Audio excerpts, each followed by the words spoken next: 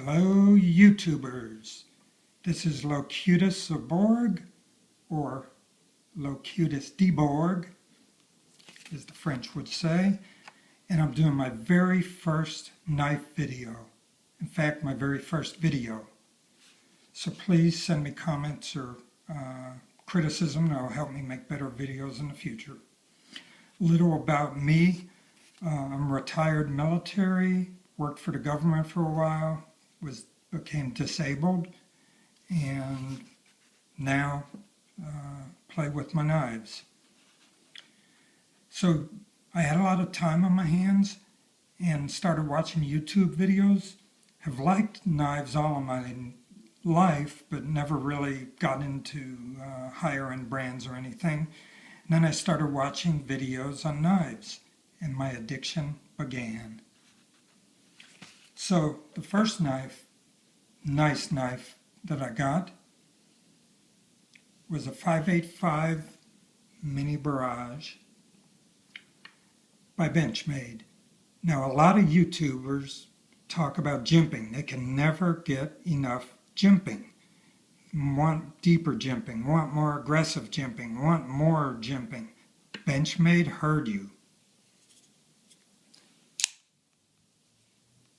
So they even put jimping on the front edge of their blade. I think they call it serration. I know, I cracked myself up. Anyway, this is a very well-known knife. Won't go into all the specs other than I love it. It fits my hand perfectly. I like it a little better than the mini Griptilian for myself.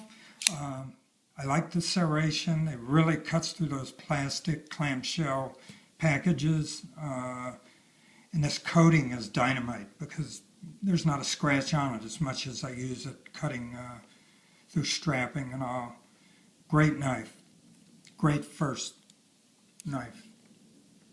So I'll just leave it open here. On my next knife, I made kind of a jump to warp 5, maybe even warp 9. This is William Henry. I want you to see the box it comes in. Their knives come in a wooden box, metal embedded with their initials, nice metal button, metal hinges. I mean, it's really an expensive box. I'll put that out of the way and show you my love of Damascus began with this knife, which is a model B12TWM. It's limited order edition of 500, and it's my first Damascus knife. I was a little concerned about Damascus, but this has Damascus over a ZDP 189 core, so it has great edge retention and 65 to 67 Rappo hardness. Gorgeous Damascus wave pattern. Titanium bolsters and frame, and it's solid titanium. No welds or anything. One piece of titanium. The scales are bone mammoth from 6,000 years ago.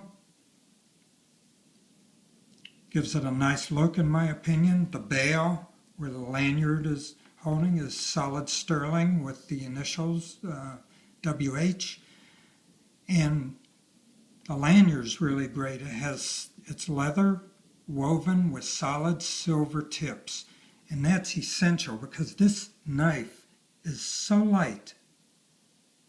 It's an ounce and change that if you didn't have that lanyard, it'd float out of your hand. It's really a pleasure to hold, a pleasure to use. Opens like butter. It's got little gems, I think they're called specerite, in the thumb stud and lock. Just want to show you a little more of that Damascus, if it'll focus, maybe not.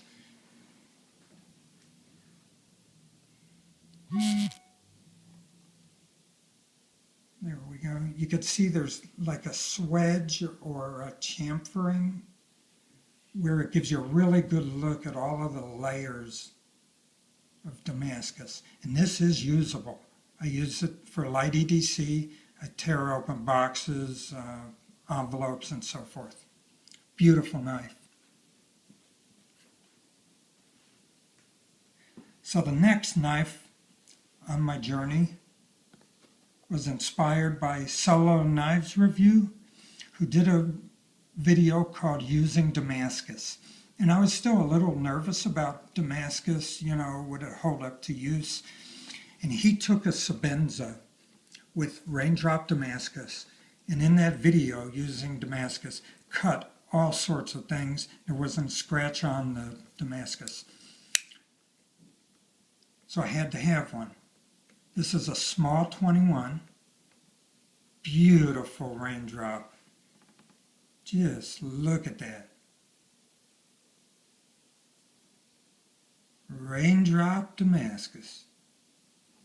Got the obligatory blue, well, for some, blue thumb stud, blue lanyard holder. And what I really like about this is it's simple, elegant, and it has kind of a monotone color. The coloration's all medium to dark gray, so there's no dark scales and light blade. Really looks nice. So by then I was hooked on Damascus. So I went back to William Henry and got this baby. This is Copper Wave Damascus.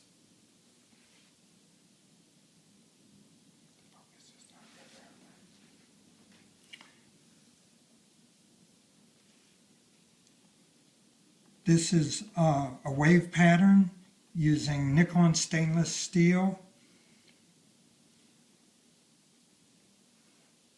and layers of copper.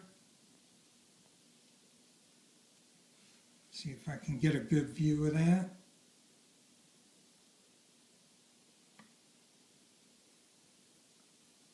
Again, there's a little, it's hard to see, but near the tip there's like a chamfering.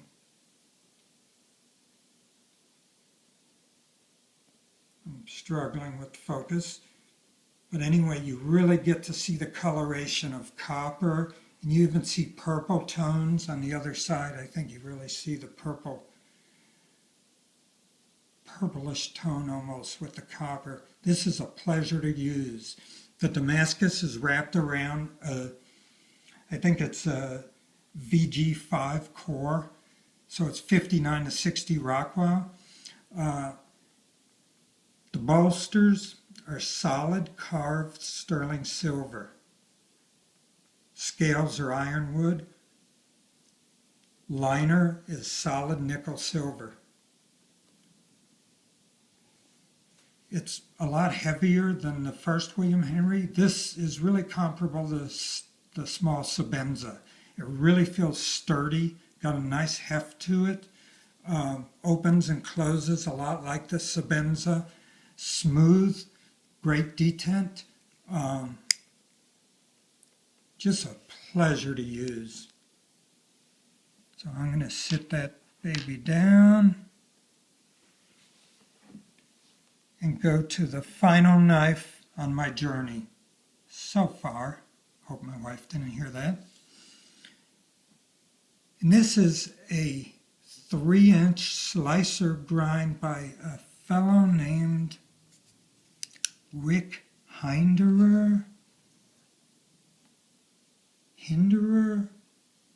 I don't know. I'm new to this game. I think he's an up-and-coming knife maker. But the knife is so well made that, you know, he's going to get a following pretty soon. I went with yellow scales. Makes it a little less threatening. Again, 3-inch blade. Just fabulous workmanship. There've been a number of videos on this gentleman's knife, so I won't go into all the specs. I can't tell you which knife is my favorite. I like them all for different reasons and use them all. There are no safe queens in this bunch, nor will there be. So, to conclude, I'd like to thank everyone on YouTube who's made knife videos because you really inspired me. I'd like to thank the Blade Forum, which I'm a member of, and they've given me a lot of advice as a newbie.